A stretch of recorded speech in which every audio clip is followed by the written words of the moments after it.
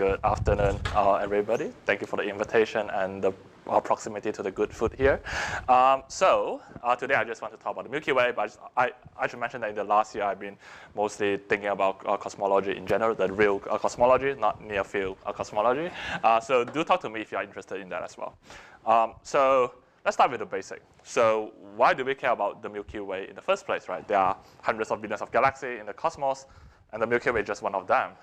And I do not need to explain to this room that there are different reasons why we care about the Milky Way. First of all, the Milky Way is very typical. So most of the spiral galaxies are like the Milky Way. So the hope is that if you can understand the Milky Way, you can understand how spiral galaxies form and evolve in general. But it's also due to necessity, right? Because this is why we still study the sun, because the Milky Way is the closest galaxy to us. It's actually the only hope that we can study a galaxy in great details. So I will explain what we meant by great details later. But it's also quite interesting time for the Milky Way. So you might think, since this is the closest galaxy, why is it interesting now? Because we are always thinking about high redshift. The fact is that we actually understand quite little about the Milky Way. So if you think about the jokes that I make like 1,000 times, is that if you think about Milky Way is a good piece of pizza. This actually started in my thesis defense where Joe was there. So and then this catch on. So if you think about spiral galaxy, it's like a good piece of pizza. For Milky Way, we are like little broccoli stuck inside the pizza. That's very hard to see the whole pizza because you are blocked by the cheese and the mushroom in between. And this is why we understand quite little about the Milky Way. But needless to say, this is a very active research field because of the survey that we have today. So what I'm plotting here is the number of stars as a function of the quality of the spectra for survey in the last 2 decades or so. So if you just focus, for example, on the high quality spectra, you can immediately see that the number of spectra that we are talking today is typically about 3 orders or 4 orders of magnitude more spectra than before. It's like before iPhone and after iPhone. So it's always a big gain, but it's also not only the number of stars, but more importantly, it's the coverage of the Milky Way. So if you look at the right-hand side here, the little red dot that you might even struggle to see is a region in which we have good quality spectra in the past. And in the past, I mean like 2016. And on the left-hand side, if you look at this is a region that we currently have good quality spectra. So not only we have a number of stars, we have like one slice of the pizza. This, of course, will allow us to understand the pizza much better. Yes? I'm going to ask for the pastel one. Is this Yeah. a figment of my imagination, or is this tiny region on the other? Yeah, I think this is something like if you target some open cluster or globular cluster, so it might could be those compilation. Yeah. I guess, yeah, it doesn't necessarily have to be the... Yeah, yeah. What's the central color in the It's sort of the, yeah, I forgot how I interpolate this. You should think about it's the stellar density. So you mean the missing part? No, I mean it's like dark pink, and then there's this tan color in the middle. Is that better quality data? And if so, No, it's just the stellar density. I forgot how I interpolate the data. Yeah, so it's sort of like the contour. Yeah. Okay, so of course we are not going to stop there. This is what our SDSS5 want to sample. So we want to have the whole pizza in the end. So I will just start with the upshot, right? So I will talk about different aspects that we can do with the Milky Way. But the upshot is that in the past 2 decades, the study of galaxy and star has been mostly dominated by simulation. But actually, like I started from works from Joe. Actually, we know that there are lots of ways that you can actually understand galaxy evolution much better if you are doing if you are willing to do some rigorous statistics. So what we call galactic phenomenology, using the big data to constrain how the galaxy evolve and how stars form. So I'll give you some aspect of that. And it's also good to remind the audience who does not study the Milky Way. You really cannot get rid of us because the star is the brightest thing that you can observe on the sky. So even when you design a survey that are aimed to study like large-scale structure, like the DESI surveys here, you will still use the bright time to observe the star. So there will be a lot of byproduct on stellar spectra. And of course, the question is how do you make the most out of it? But of course, one thing I should mention is that those galaxies study are usually focused at low resolution. This is not the resolution that we are used to. And of course, I will come back to this point. how you should use low-resolution spectra. Okay, with this motivation, there are three things that I should talk about today. One thing is that what can we understand about the Milky Way that we couldn't do without the big data. The second part is that when we talk about how machine learning will play actually quite a unique role in this study of the Milky Way. So there are lots of people that are doing like supervised learning, but I will focus on something I call finite representation of the data. And finally, I will talk about how I think we should move forward, or what is missing. So let's talk about the first part. What can we understand about the Milky Way? So for the younger student, I think what you should keep in mind is the following. So at the bottom here, we are talking about all sort of survey that we are doing. I use spectra to motivate. Of course, we are doing more than just spectra. We are collecting the astrometry from Gaia. We are doing the astroseismology from Kepler, from TESS. All these different observations should give us, for individual star, very detailed properties, including the phase space, the chemistry, and the stellar ages of the star. So it's not only you have the pizza, you have very detailed ingredient for individual pieces of the pizza. So first, the basic hope is to understand how the galaxy evolve and form in general. So this is what I call the global properties. One challenge that we know for a long time is that all these things, of course, could have very degenerate signal to what you observe in the Milky Way. And this is why you couldn't really understand the star formation history without really trying to constrain like the secular evolution of the Milky Way. So the game here, of course, is that doing some sort of statistical inference, fitting everything that is important simultaneously. So to give you an example, so for example, you can prescribe when and where the star will form, the star formation history as a function of radius and time, basically when and where you put your ingredient. And when you put the ingredient, what are those ingredients? So the metallicity as a function of radius and time, and how the ingredient move around after you put the ingredient. So in principle, if you prescribe all of this, then you can predict what is the distribution in stellar properties, so the PDF of the observed radius of star, metallicity, and stellar age. Right? So you have a snapshot, but you can actually infer what was happened to the Milky Way. And this is actually a good point to answer why do we need the big data in the first place. So if you go back to like old time, what we have is like few hundred, few thousand stars. So the best you could do might be the mean trend of those things. And that will not give you a very quantitative constraint. But what has changed is that as you increase the number of stars, what you really have is not only the mean trend, but the distribution of those properties. And this, of course, will define what is the likelihood, and that will give you a more quantitative constraint. The challenge here, mostly actually led by some people in the room, is understanding the selection function. So one thing that should be mentioned is that, in a way, galactic ecology is challenging to cosmology because the selection function is actually quite complicated, because we do not live in an isotropic and homogeneous Milky Way. So how you slice your pizza really matters quite a lot. And this is why including them and doing the inference has been the challenge. So there are some cases that you can actually speed this up with a neural net, but at this point, I will not talk about machine learning. So there are some inference that we do using a neural net as an emulator to hope to do a better, faster inference. But that can be done. What can be done? Then you can talk about science. Then there are things that you can constrain. So I'll give you some aspect that we can constrain. So one thing you could do is the chemical evolution of the Milky Way. So the game is that you feed all of these parameters simultaneously, the star formation history, the radial migration, you marginalize over things that you do not care, and then you can get something like the ISM history of the Milky Way. More concretely, what do I mean? So if you look at the right-hand side here, I'm plotting the metallicity of the gas from which the star formed as a function of look-back time for different radius. So we are looking at how much the gas in the Milky Way at different radius get enriched over time.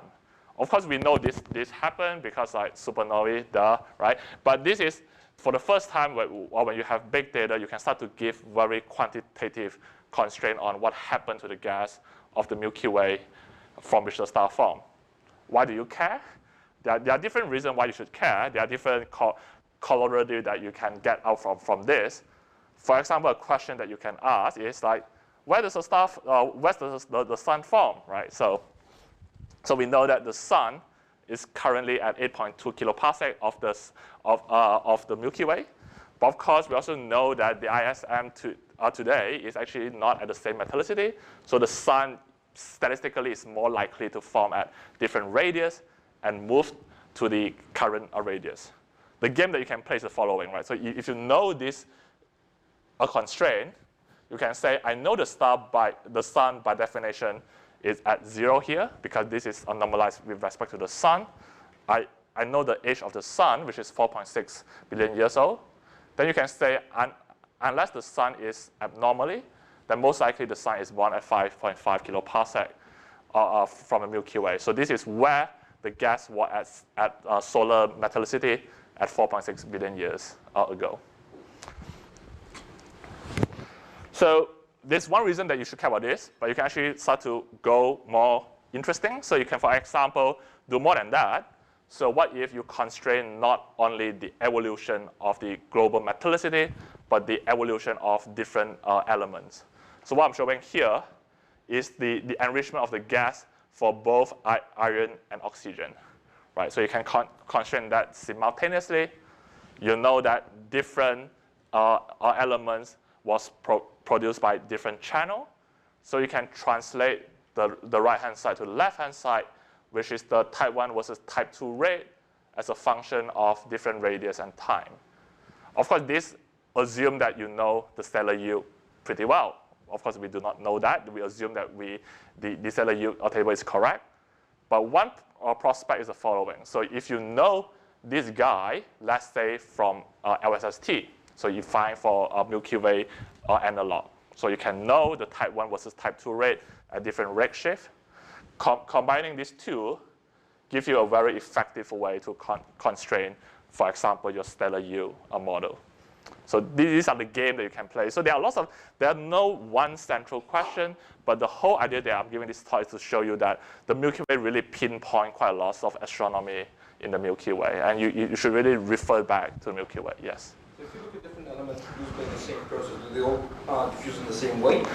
Oh, yeah. So in this case, so there are some assumptions here that we make is the infinitely fast diffusion. So we are not using the substructure. So we talk about that. There are lots of things that you can constrain the diffusion. But the goal here is actually assuming some of this, just a well-mixed ISM. So those things actually come from the others. It's the dispersion of this trend, not the trend itself. Yep. Chemistry. In case you do not know or do not love chemistry, I have something for you. Dynamics. Yeah, they are always one thing for everyone.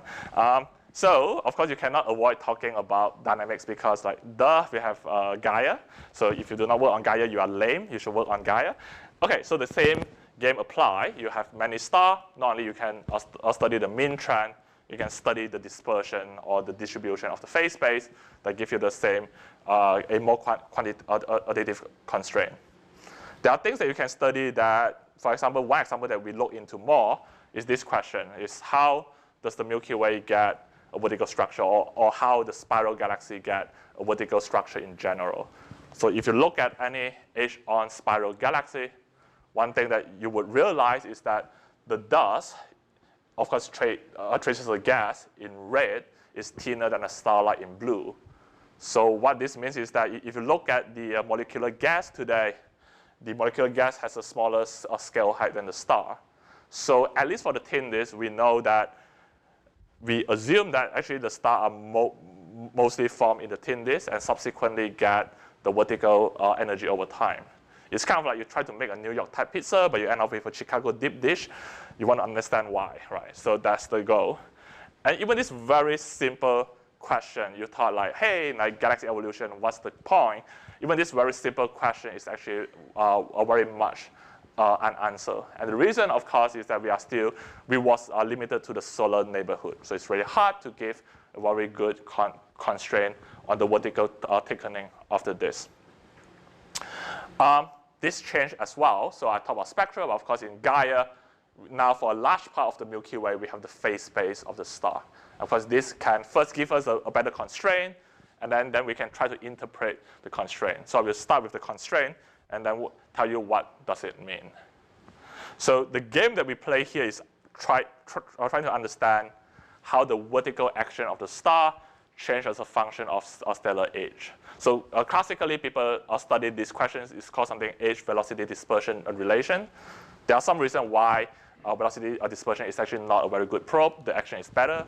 I can talk more about that. But the goal is to actually understand this scenario. For people that do not work on dynamics, just to remind you what is vertical action.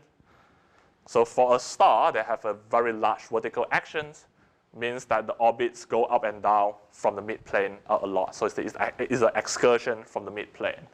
And for a star that stay close to the midplane, it has a small vertical action. So we are looking at stellar population with different stellar age and see how much their orbits differ. And this also explains why we call galactic ecology. By definition, you cannot unwind the clock, but lucky for us, most of the stars are pretty long-lived, right? So even though we cannot unwind on clock, we can look for stars with different stellar age and use the age as a time proxy. To bring it home, what do I mean is that I want to understand how the star oscillate more and more over time and as a function of radius. This seems like a cartoon, but this is the realization of the best fit that I will show you now. So actually what is happening. First show you the result, and then I will interpret. So what I'm plotting here, the y-axis is basically the heating rate, the power law index of the heating as a function of the galactocentric radius. The yellow line is the posterior that we get. Just to remind you that the very sad, lonely green dot that we have here is what we had before Gaia. So before Gaia, you have 1 point measurement, but now you have a posterior. This is not important by itself, right? But the question is now you have this constraint. You can try to explain what can causes this trend.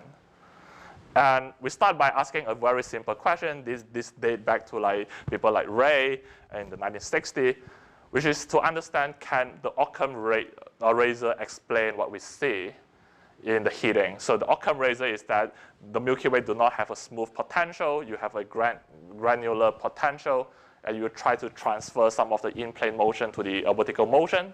This is called the scattering. And this is actually very nice because the scattering, you can go back to like Tremaine section 6.1.2 and solve some differential equation.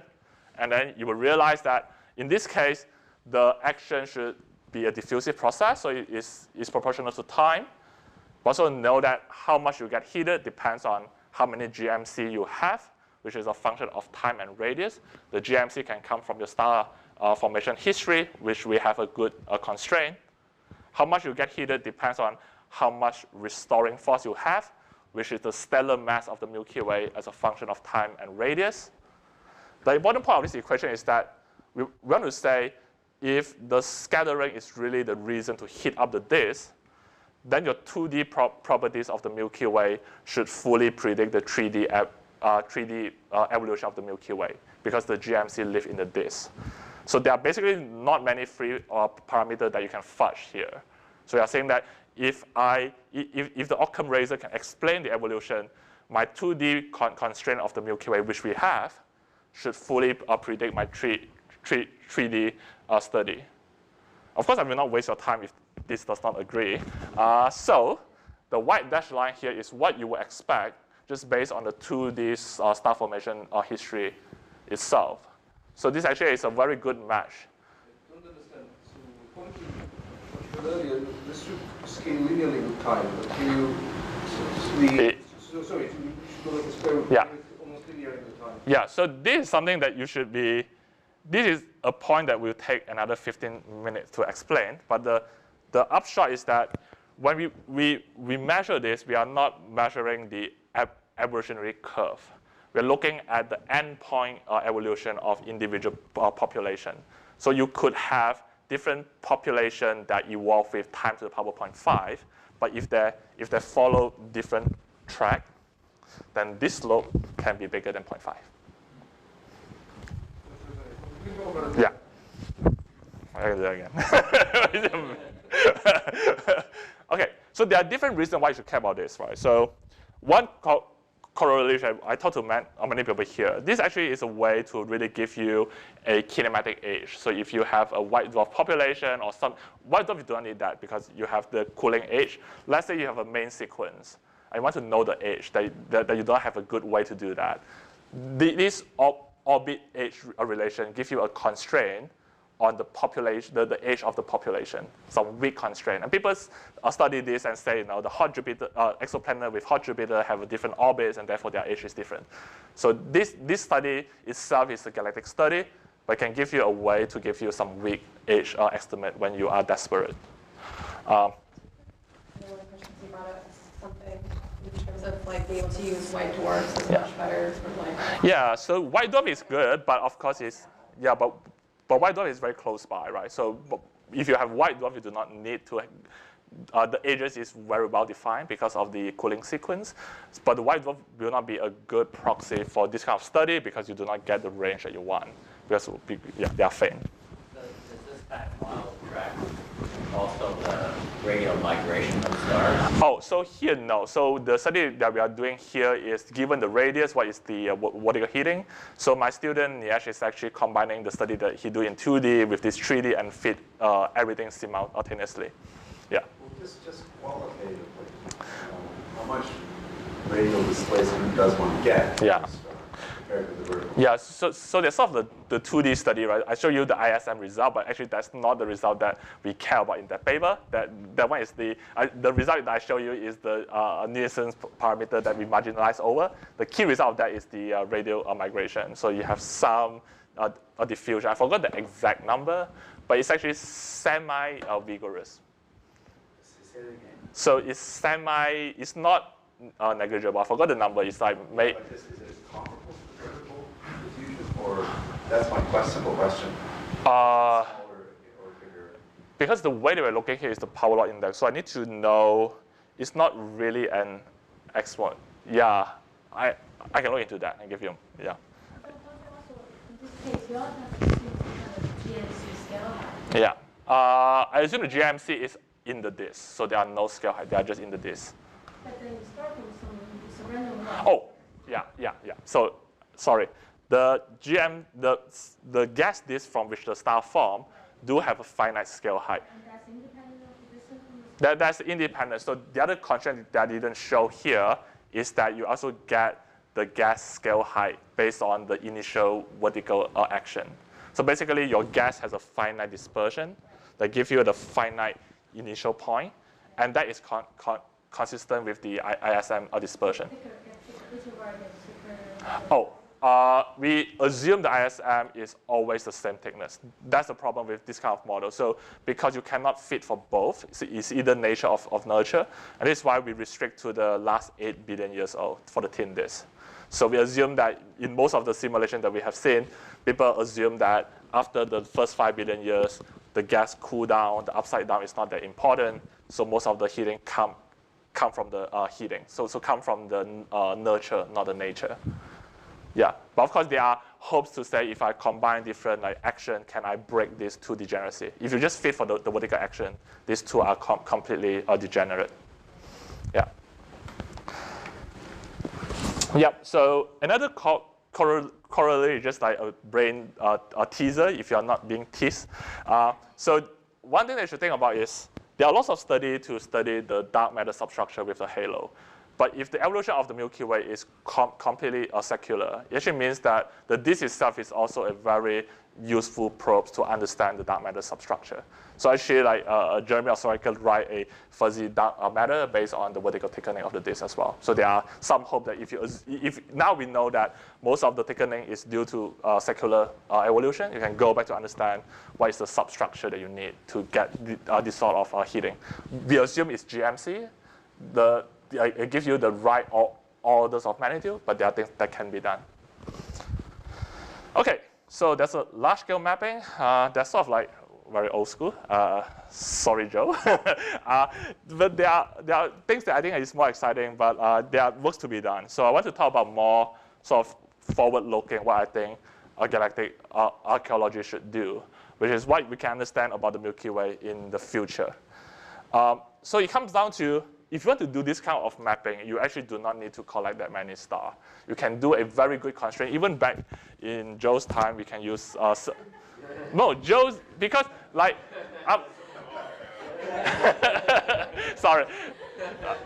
No, because I am sort of like a cheap version of Joe, so it's very hard to talk about something without referring to.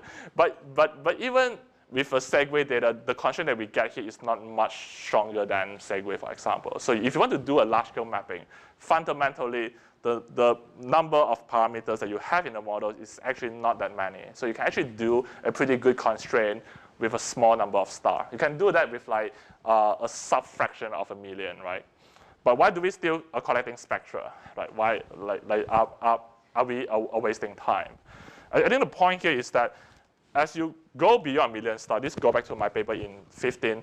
Once you go beyond the sampling limit, where you are sampling more than one star from a disrupted cluster, then you should expect to see some of the substructure appear in the phase space and chemical space. So I think the very exciting prospect here is to understand how you can probe the substructure and what does it tell you. And it can actually be quite well summarized with these two plots that I will show you. This is the CMB. I don't study CMB, but this is not a CMB, right? So this is the Gaia data that I plot. So what I do is that I take the Gaia, I take a shell of star, I take a velocity component, and just project this on this shell. The exact interpretation is not important. The important point here is that if you read any like Tremann and Binet function, this map should be smooth. And the fact that this is not smooth means that there are lots of substructure, small-scale substructure that are unexplained by a simple quasi-static models. So you can, of course, have a dynamical model, but any static model, this map should be smooth. This is actually taking a shell, so I cannot take an infinitely thin shell. This is probably like 10,000 stars in that shell. Per pixel is probably that. I remember this is like 10,000 stars in total. Per pixel, probably few tens. It could be, yeah. It could be fluctuating, yeah. Also, how do you define smooth? Define smoothness? When you say that it's not Yeah. smooth, like, according to what criterion? Yeah, but the range here is actually a big range, right? So it's not like a noise level range. Yeah, like Yeah. At what ratio would you say like beyond this it's not smooth, above this it is? Oh, smooth as in if you have a static, or this get a bit, if you have a static Milky Way potential, your phase space should be smooth.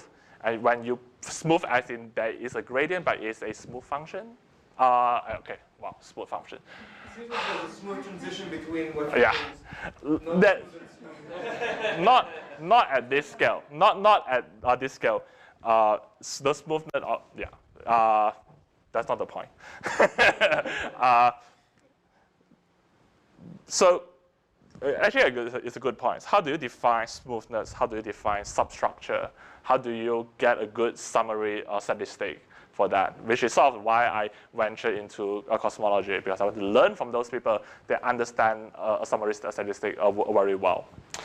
But let's tell you about why we do know the substructure should be there. This is what I call the small-scale properties of the Milky Way. Fundamentally, the Milky Way is not a static system. It's never in equilibrium.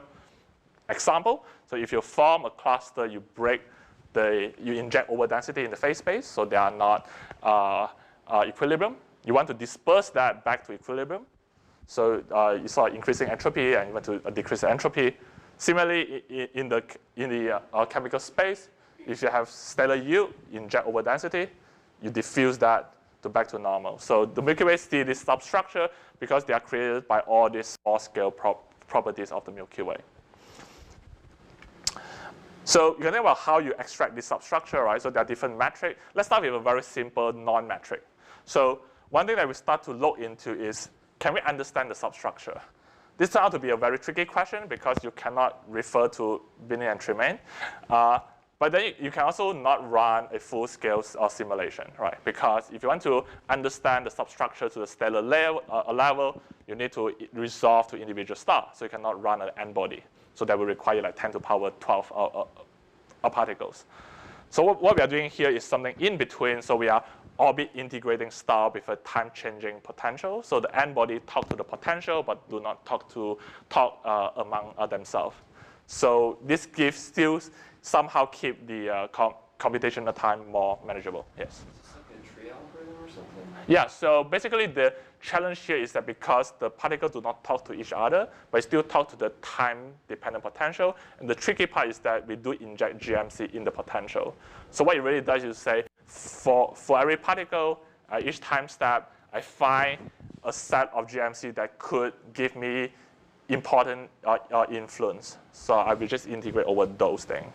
So that's sort of like the expensive part, but it's actually not too expensive. These are like few million CPU hours. Why is it colorful so large? Ta-da! So the interesting, because we want to understand, we know that one of the ways to create substructure is a hierarchical star formation. So we inject star cluster and disrupt that. And that's actually the main driver to see some of this substructure. And the star clusters are treated kinematically, their gravity is not feeding back on the... Yeah, so this is actually another thing that we actually treat very carefully, because since we do not have n-body, then you will disrupt too quickly because you do not have self-gravity.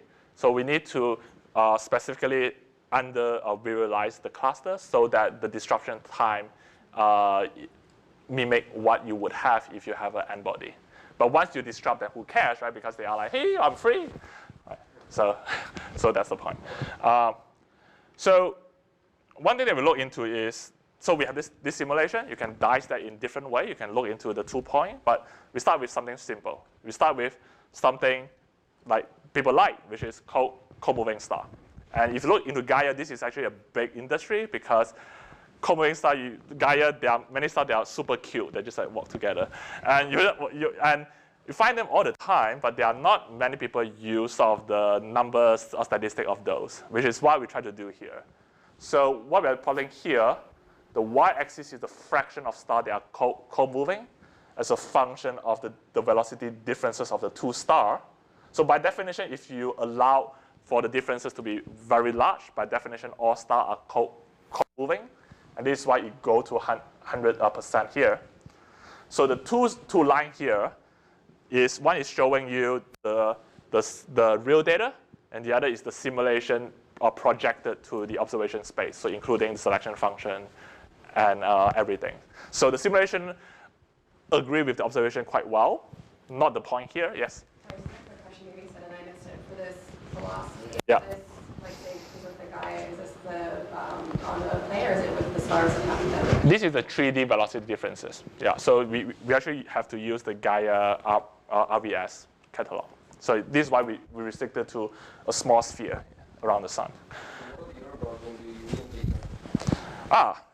If you talk about the statistical error is very small, right? Because there are so many stars in this regime. So there are so many stars, but in each bin, like how many? Yeah, I should look into that. But even within the RVS, we're talking about millions of stars. So if you talk about the statistical error, is negligible. But my point I want to make is the following. This shows you that we include more or less the important physics to create the correct number of co-moving stars. But you can turn off some of the physics and ask what really needs to be done. So for example, if you turn off the GMC, then you will over-predict the co-moving star, which is not surprising because GMC will scatter off your 2 stars, and therefore you get too many pairs. In fact, the other important thing is that you do need to have cluster star formation. So if stars do not form in cluster, what you call co-moving stars are basically chance alignment, and therefore you will under-predict the number of stars. Yes? So when you say perturbations, are you just turning off gravity? I'm turning off GMC. Gravity is always there. Just the GMC. So we are integrating in a axis-symmetric Miyamoto-Nagai disk, for example, with some bar. Actually, I think we include bar and spiral arm here. Just turn off the GMC. Giant molecular cloud? Yeah. Okay. Why does it change if it's a binary graph? Yeah, so this is why we actually do a cut in the spatial separation as well. So because we do not have, because stars are all not talk to each other, so we do not expect to capture the binary population. But we can include your prescription in the future. Yes, so upshot is that these very simple studies show that the substructure itself is very rich and tell you a lot of things that are beyond the galaxy mapping, right? Tell you about galaxy perturbation, tell you about cluster star formation. But this is a point to digress a little bit to talk about machine learning. And the reason is because if you follow my talk so far, hopefully this is the case, you will realize the last 5 minutes is very unsatisfying, right? Because I wave my hand very vigorously and say like the simulation agree with the observation. So this is a problem. So when you try to talk about constraining something, the last part is really not doing a statistic. We're using numbers statistic, but we don't have a model, so we just qualitatively compare the observation with the simulation. It comes down to how do you parametrize a stochastic field or that is not a Gaussian random field. And this comes back to in many problems in astronomy. So this is not only applied to astronomy. There are different types of astronomy. We all look down to each other, right? So you have the very particle of physics-like cosmology. They do very rigorous statistics. But then when you move to like biophysics-like galaxy evolution, become too messy. When the physics become too messy, sometimes we lose the language to describe the complexity. I think this is sort of the dilemma of astronomy that we are in. And it's also a unique niche what machine learning can play a role. I'm not saying that you should always just do some CNN, but I hope to convince you that there are actually a specific role that machine learning play. It comes down to understanding this simple question. So let's say I have two groups of painter. Actually, this is sort of the propaganda that SDSS5 use all the time, right? They say, we have two pictures. Once we capture the picture, then voila, we win. I think that's pure propaganda. The challenging here is that how do you describe to people that have not seen the painting? How do you describe texture? And that is the problem. Think about plasma, a range of things that are in this category. So what is really defining texture? What do you mean by comparing simulation to observation? There are two fundamental problems. One is that you would not want to compare your simulation directly to the observation because of stochasticities, right? So you can run the same physics, same cosmology. You will have two different realizations, but they are telling you the same physics. Fundamentally, because if you think about raw space, they live in a very high-dimensional space. And in that space, there's no chance that you can find a simulation that directly replicates your observation, your universe.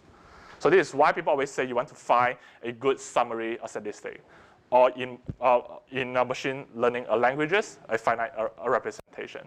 The whole goal of finite representation or categorizing cats and dogs is basically the following. So you have two groups of picture. You want to find a mapping that map to a lower dimensional space while preserving the orders, right? So if you can do that, then there's a chance that you can span the lower dimensional space more densely. Seems very scary, finite representation. It's not a new concept in astronomy. People use that all the time. Power spectrum itself is a finite representation. But it's a very lousy one, right? So I think we astronomers have been pre-conditioned to believe that all things in the universe can be characterized with 2 points, or this is the simple thing that we should try. I think this is partly pre-conditioned by the success of CMB. But in many cases, we are not in a Gaussian random field. And this is why it's very tricky. You have an image. If you take the power spectrum and try to reconstruct that, you lose all the texture. This shows you that the power spectrum is a very lousy representation of the data. So what is better? So give us an example. So a better way to do that is with machine learning. But what is machine learning? A digression. So let's say you have a checker shirt, and this is why I always wear checker shirt to give a talk. It seems very complex, but it's actually very simple in Fourier space. And you know, if you wear a very fancy shirt to a date, and they say you look very nice, the right answer is not thank you. It's like, it actually looks very simple in the Fourier space. So in this space, it's not describable, but this space is describable, right? So if I want to tell you what is a checker shirt, I can tell you I am an X in the Fourier space. So the next thing is, if it's torn in half, then you can reproduce the same shirt just at low resolution. Yeah. Yes. But even that, the power spectrum is a very bad representation, right? Because the power spectrum do an average in the UV plane, get this. When you try to recover that, you get a different thing. Fundamentally, what this means is that this seemingly very different texture that live in the same power spectrum space, so you do not have any discerning power. Why do CNN, right? CNN, one way to think about CNN is actually not some crazy issue. So we have a very intense lunch just now, talk about distortion invariance. But fundamentally, one thing you want to do, a convolution, is because it's basically a frequency filtering. So what it does is the following. So if you take a checker shirt, you convolve that with a kernel, you're picking up the frequency in the frequency space. So you're asking if I have enough training set, I want to find the optimal frequency or windows that give me a finite numbers of representation that represent my data. And these are the deep learning part. Okay. So lots of rambling, deep learning as a way to do representation. You can do deep learning. You can also do semi-learning. There are lots of signal processing things that you can look into. I should say, I do not necessarily like deep learning. A lot of work that we are doing is semi-learning. So we are inspired by deep learning, but still try to do a good way to think about signal compression. So this work is with Brisman. So we look at cosmology.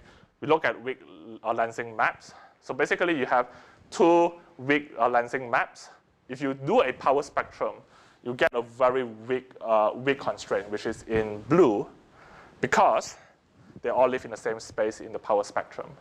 But if you are doing some CNN thing, then you get a much better frequency of filtering. You get a much better discerning power. In fact, people who think that this is a dark magic because you haven't opened the black box. Because come down to convolutional is a frequency filtering, you can easily open the box, what is learned, and try to understand what is being picked up. And actually, they all make sense. It's sort of like CNN is learning a lot of things from peak counting, power spectrum, all the way to like small small structure. And it's very illuminating to open the box from time to time. Oh, actually, it's all the time. You should always open the box. So in this case, what's the difference? In this case, what's the difference? So this is really learning about the right representation. So you are going beyond 2 points. So you are really looking at the frequency space, the right kernel. So it's actually, there are lots of, the kernel that was trained turned out to be quite similar to those optimized peak counting kernel that people have been doing, but actually it's slightly tuned. So in peak counting, people actually have defined some, sorry. Eee! Yeah, sorry, I'm just a little shell-shocked. Just freak you out. So in this case, it's actually, think about this. The first layer is understanding what is the wavelet that you should use to convolve your images to pick up the right structure. But then there are more deeper layer that actually try to guarantee a distortion or invariant. We'll talk about that. There's a lot of discussion. Okay, machine learning. I can talk about inverse problem. I'm big fans of inverse problem, but not today. Talk about what is missing. So I'll give you sort of the broad overview, large scale mapping, small scale thing. In the last few minutes, I just want to wrap this up and say what I think is missing, right? So today we talk about the chemistry, the dynamics. We talk about large scale mapping, small scale substructure. Large-scale mapping is something that I think we can do quite well. We have been doing that. We can keep doing this. Small-scale substructure, I think in the dynamic sites, we have the data to do that. We do not yet have the languages nor the simulation. So the simulations are started to be done, but hope to connect the simulation to observation and figure out what is the right summary of statistics. So hope to inspire you that just invite me back next year. I'll tell you more about this part. Right? This part is still hard, right? Because fundamentally, we do not have enough stars with spectra. And to see substructure, you need to have more spectra. And this is why we need to keep collecting spectra. But this is also challenging, right? So if you think about SDSS-5, it does not fundamentally solve this problem because it looks at bright stars. So you can get many stars, but it does not mean that your sampling rate increases because you're only observing the very massive end of the IMF. The only way that you can go down in the mass resolution is by going to low resolution because then you are less read noise limited. If you come into this point, you realize that there are lots of low resolution spectra. They are hanging there. So if you can extract information from low resolution, then you can actually increase the sample size by quite a lot. So what's the problem with low resolution? There's no problem. They are great. But I think one thing that people like is that at high resolution, because stellar spectra have many features, then at high resolution, you can pick up individual lines, you can get the abundances. At low resolution, they are good, right? You can see they're nice, but they are blended. And people hate blended features. But this plot shows you that you shouldn't be too afraid because if you take two spectra with two of different abundances, the spectra looks different. So if you can somehow fit for the full spectra, then you can get the information. This comes back to a big industry now. It's like, how do you fit for the full spectra? What's the best way to do this? One way to think about this is that classically, the fundamental bottleneck is the following. So if you want to fit for the full spectra, a large part of the periodic table can change your spectrum. So you need to fit for the whole periodic table. The number of parameters is very large. And since your Fortran 2 code is very slow, so you cannot build a large enough grid. So people say, since you cannot build enough grid, you cannot interpolate between them. Therefore, you cannot fit for the full spectrum. So there is a strong push to understand what to use machine learning for. And this is one very simple. I wouldn't even call this machine learning, but people will fight me to death to say this is the machine learning. So one thing you can do is emulator. So just remind you what is emulator. A simple example. Let's say you have two parameters, x and y. You have a spectra f. The classical way to think of this is that, OK, I build a grid in x and y. I evaluate the function, interpolate between that. This is very expensive. Simple way to think about this is that if this manifold is very low dimensional, then I can just constrain this manifold. And you can use much smaller models to constrain this manifold. Then people have proposed very simple models, including myself, to do that. But once you dig really deep into this question of emulation, it's actually a very fascinating problem. So I must say, a lot of things that I'm doing now is very different from the paper that I wrote, actually this year. It comes down to understanding the following. In x-axis, I have a very small dimensional labels. But my y-axis is huge, right? So my y-axis is 10,000 pixels, 10,000 dimensional space. How do I learn a 10,000 dimensional manifold with 10,000 training spectra? So the question here is still the same, which is how can I find a small representation? You can use a PCA, but PCA will get you nothing because PCA is not norm-contracting. That's a technical word. So you can scramble your distance by a lot. So it turns out that if you are willing to use very large network, like 6-layer ResNet, this can actually get pretty well, not good enough. So I'm still thinking a lot about what constraint you could use to solve this problem. But that aside, there are lots of work to be done, and things are going OK. You can keep writing paper. So we do emulation with neural net. I wouldn't call that machine learning. But the upshot is that you can actually interpolate quite efficiently with a small number of training set. This applies to a range of astrophysics, right? If your model is expensive, then you want to do emulation. And this leads to many different utility, including finding unresolved stellar binary, expensive NLTE models. But for the context of this talk, I think the important point is that we are able to extract many elements at low resolution. So we can take the Lamont spectra that will aim to only get the metallicity, but we actually have a lot of confidence that we are actually not measuring the correlation of abundances. We are ab initially measuring about 16 elements at this resolution. And this, of course, open up big windows because now for many stars, not only you know their stellar parameters, but you know their chemistry.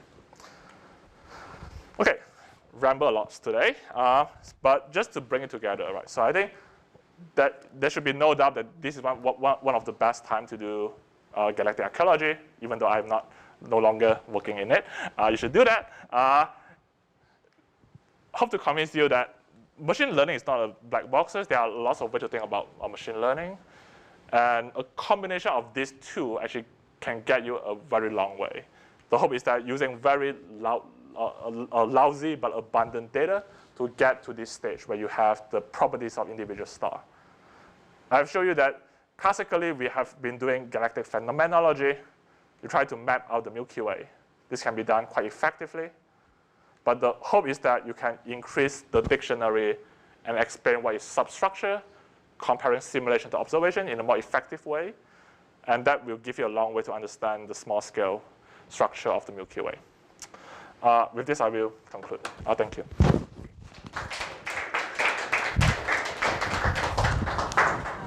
we have a bunch of questions throughout, but we have a little time for questions. Well, how good is the present understanding of the solar neighborhood? In what aspect? In the substructure that you just Yes. go out to say 10 or 100 parsecs. I don't know. Yeah, I don't think it's well quantified. So those substructure actually solar neighborhood will be the best place to look at because what you really care is the sampling rate, right? So the coverage does not really get you a long way. So like SDSS-5, you can map out the whole Milky Way, but if you're only observing the massive star, you're sampling a very tail of the IMF. So if you can do a program where you do a solar neighborhood and just sample to very low mass n, then you have a very complete sample. I don't think there's any. Doesn't Gaia basically give you that? Gaia give you in the kinematic space, but not in the chemical space. Yeah. So this is why it's very interesting to look at the solar neighborhood. For example, white dwarfs, for example, of parsecs. Yeah. So those give you, but yeah, they give you age. White dwarf restrict your sampling rate because you are looking at a population of mass. But yeah, I think we should think more about that. But you're right that most of the substructure is most likely to be pinned down at the solar neighborhood. And SDSS-5 is at no helps here. Yep. You told us early on about this transforming post-rate. Now. Is that just a statistical statement? Yeah. With a huge error bar? The error bar, if you look at the posterior of the ISM constraint, is actually pretty tight. So the statistical error bar is small, but we of course make an assumption on the form of the ISM enrichment. We do some tests and say that if you have a different form, how much it changes. It's not much, but of course the functional space is infinite dimension. That there's no way you can test all the systematic. But you're right, it's a statistical statement. But I think what is secure to say is that gas at 5.5 kiloparsec at 4.6 billion years ago is likely to be solar metallicity. So that's come from the data, basically. What about the vertical action of the sun? Does that make sense? Right. Yeah, actually because we are only feeding the vertical actions separately, most likely it will make sense because for individual star, the PDF of age given the orbit is actually very weak. And the reason that we get a good constraint on the vertical heating is that we are using a collective of star, right? So we are constraining the P given the action, P action given age. You can flip that around and say P age given action. And that distribution is actually pretty broad. So it definitely The become. sun is just a draw from some broad distribution. Yeah. You don't learn. Yeah, no, so given the orbits of the sun, for individual star, the constraint on the age is very weak. So it will likely to contain the age of the sun.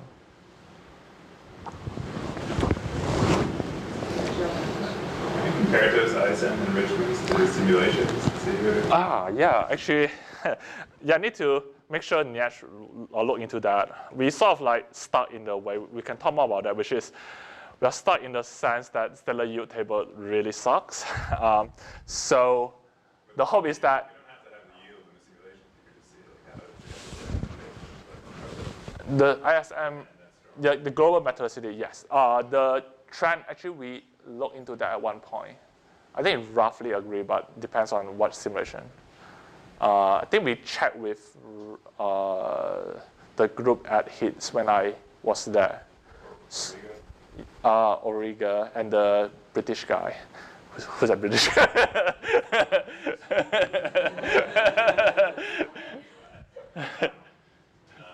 you can also test this, if you apply this procedure about where was the sun born. Yeah, I think that will be illuminating. Yeah. Answer. Yeah, I think that will be a good check. Yeah. So, Finish with Alma's question, then we can figure.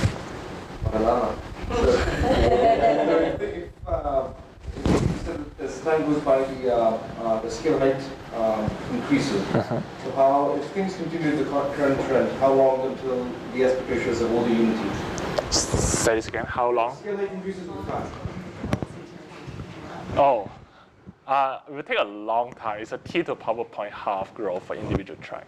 So, yeah. And the reason that you can, like as you say, get a t bigger than 0.5 is because what happens is that in the beginning, there are not many restoring force, and therefore at the outer radius, you get hit up very quickly, and therefore you have track like 0.5, but then at the lower time, you and then you get a very steep slope. But because now, as you build up the mass, the amplitude is actually also decreasing. So collectively, you don't see much. All right.